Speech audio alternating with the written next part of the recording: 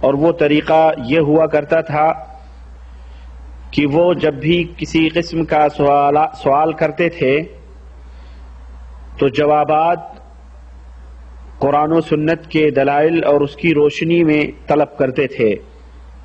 یعنی جب بھی کوئی بات ہوتی تھی تو وہ یہ معلوم کرتے تھے کہ کیا یہ اللہ کے رسول صلی اللہ علیہ وسلم کا فرمان ہے، اللہ کا فرمان ہے یا نہیں.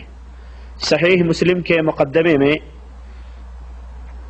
یہ بات حضرت عمر بن خطاب رضی اللہ تعالی عنہ کے تعلق سے آئی ہوئی ہے کہ حضرت ابو سعید خدری رضی اللہ تعالی عنہ ان کے دروازے پہ حاضر ہوئے تو انہوں نے سلام کیا، اندر سے کوئی جواب نہیں آیا.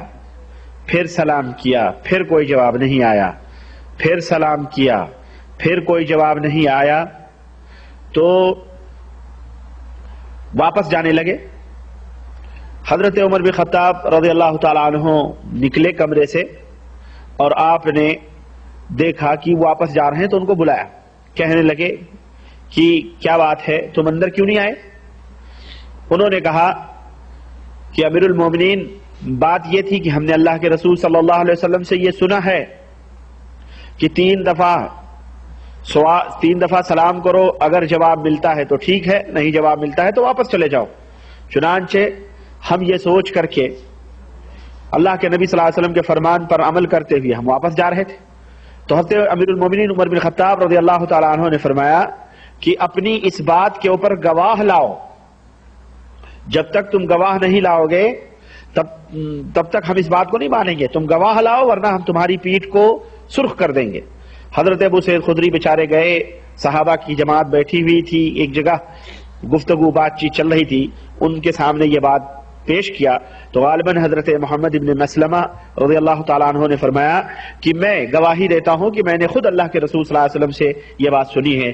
چنانچہ اس طرح سے حضرت ابو سعید خدری رضی اللہ تعالیٰ عنہ نے دلیل طلب کی اور حضرت عمر بن خطاب نے دلیل طلب کی، گواہی اور ثبوت مانگا.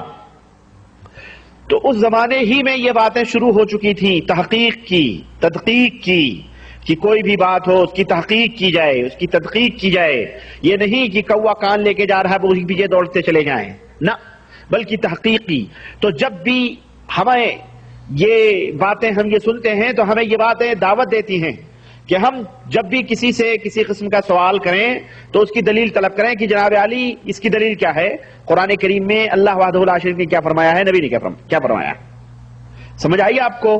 اور جہاں قرآن کریم کی آیت کریمہ اور احادیث رسول صلی اللہ علیہ وسلم سنے تو فوری طور پر آمنا و صدقنا دلائل. یہ بھی کبھی ضرورت پڑ سکتی ہے کہ بھائی یہ حدیث جو آپ پیش کر رہے ہیں صحیح ہے کہ نہیں صحیح ہے. اگر وہ یہ کہہ دے کہ بھائی صحیح ہے اور فلاں فلاں لوگوں نے اس کو صحیح قرار دیا ہے، خلاص بات ختم ہو گئی.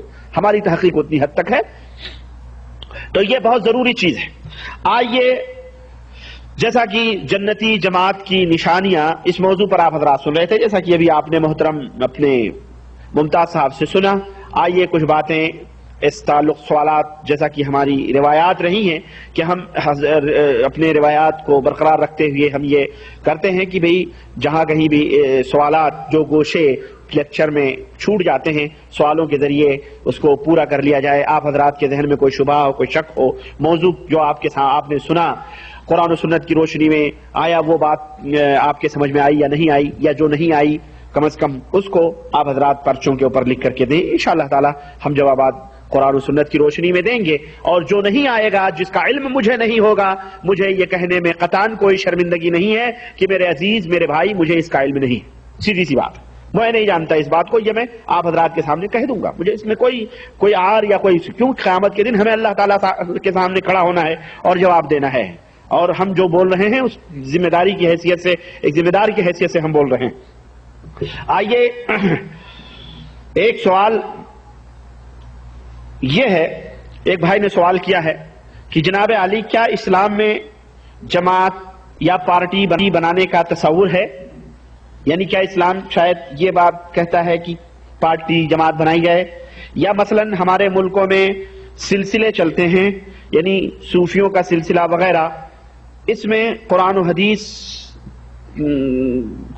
حدیث کی روشنی میں آپ بیان فرمائیں اس سلسلے میں قرآن و حدیث کی میرا خیال ہے ہمارے بھائی نے یہ پوچھا ہے کہ اسلام میں کیا جماعت، پارٹی یا صوفیوں کا جو طریقہ اور سلسلہ چلتا ہے، نقشبندیہ، قادریہ، چشتیہ، سہروردیہ یا فلانی جماعت، ڈھکانی جماعت، تو کیا اس کا تصور قرآن کریم میں ہے؟ میرے بھائی ہرگز ہرگز نہیں۔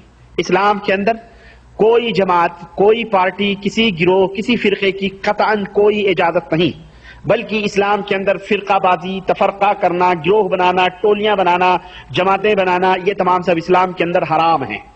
اسلام کی ایک جماعت ہے، مسلمانوں کی جماعت ہے، اور قرآن کریم میں اللہ وحدہ لا شریک نے اس سلسلے میں فرمایا ہے کہ ان هذه امتکم امۃ واحدہ وانا ربکم فاعبدون، کہ اے لوگو تمہاری ایک جماعت ہے، تم ایک امت ہو، تم کیا ہو؟ ایک امت ہو، اور میں تم سب کا رب ہوں۔ تم ایک ہو، تم میں کوئی اختلاف نہیں، کوئی تم میں گروہ نہیں، تم میں کوئی جماعت نہیں، تم ایک ہو اور میں تم سب کا کیا ہوں؟ رب ہوں، فاعبدون، تو تم میری عبادت کرو، خلاص۔ ہم سب ایک ہیں، ہم میں کوئی جماعت، کوئی گروہ، کوئی ٹولی نہیں ہے، مسلمان ایک ہے۔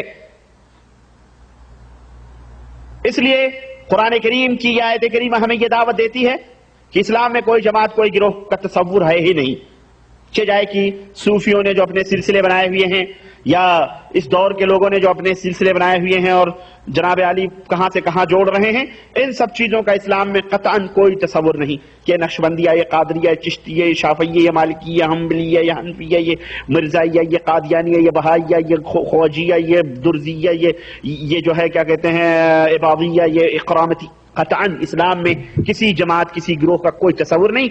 ان هذه امتکم امۃ واحدہ، اللہ نے ہمیں امت واحدہ بنایا ہے، ہم ایک امت ہیں، اور ہم سب کا رب اللہ ہے، ہمیں اس کی عبادت اور پرستش کرنی ہے۔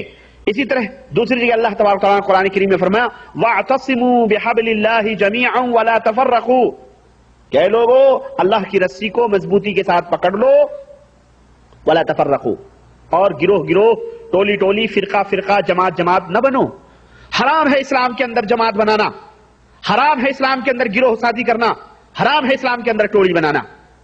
اسی طرح اللہ وحدہ لا شریک نے مشرکوں کی مذمت فرماتے ہوئے کہ یہ طریقہ تو مشرکوں کا ہے، یہ تو مشرکوں کے کام ہیں، اللہ تعالیٰ نے قرآن کریم میں اسی لیے فرمایا وَلَا تَكُونُوا مِنَ الْمُشْرِكِينَ مِنَ الَّذِينَ فَرَّقُوا دِينَهُمْ كَانُوا شِيَعًا كُلُّ حِزْبٍ بِمَا لَدَيْهِمْ فَرِحُونَ، اللہ تعالیٰ نے فرمایا کہ اے لوگو مشرکوں کی طرح نہ بنو، جنہوں نے اپنے اندر ٹولیاں بنا لی، گروہ بنا لیے، جماعتیں بنا لی۔ مشرکوں کے اندر کتنے گروہ ہیں، کتنی ٹولیاں، آپ دیکھیں 399 معبودوں کے پوجنے والے ہیں لوگ، اور اسی طرح سے اس امت کے اندر جب شرک داخل ہوا تو یہ بھی ٹولیوں میں بٹ گئے، بٹے کہ نہیں بٹے؟ اللہ وحدہ لا شریک نے فرمایا کہ مشرکوں کی طرح نہ بنو، اور گروہ گروہ، ٹولی ٹولی نہ بنو جس طرح وہ ٹولی ٹولی بن گئے، اور ہر جماعت، ہر گروہ ان مشرکوں کی خوش ہے کہ ہم ہی حق پر ہیں، ایسے نہ بنو۔ مسلمانوں کو تفرقہ بازی، پارٹی بنانے کا حکم اللہ وحدہ لا شریک نے نہیں دیا ہے۔ اسی طرح سے حضرت عبداللہ ابن مسعود رضی اللہ تعالیٰ عنہ کی حدیث گزری ہے، آپ نے لیکچر میں سنا ہے کہ اللہ کے رسول صلی اللہ علیہ وسلم نے ایک لکیر کھینچی اور اس کے دائیں بائیں آپ صلی اللہ علیہ وسلم نے چند لکیریں کھینچی، اور آپ صلی اللہ علیہ وسلم نے جو بیچ کی لکیر کھینچی تھی اس کے اوپر آپ نے انگلی رکھ کر کے فرمایا کہ وَأَنَّ هَذَا صِرَاطِي مُسْتَقِيمًا فَاتَّبِعُوهُ، کہ لوگو یہ میری سیدھی راہ ہے، اس لیے اس سیدھی راہ کی اتباع اور پیروی کرو۔ اور یہ جو دائیں بائیں لکیریں ہیں ان کے اوپر شیطان بیٹھے ہوئے ہیں، جو دائیں بائیں لوگ ہیں ان کے اوپر شیطان بیٹھے ہوئے ہیں، اپنی طرف بلا رہے ہیں۔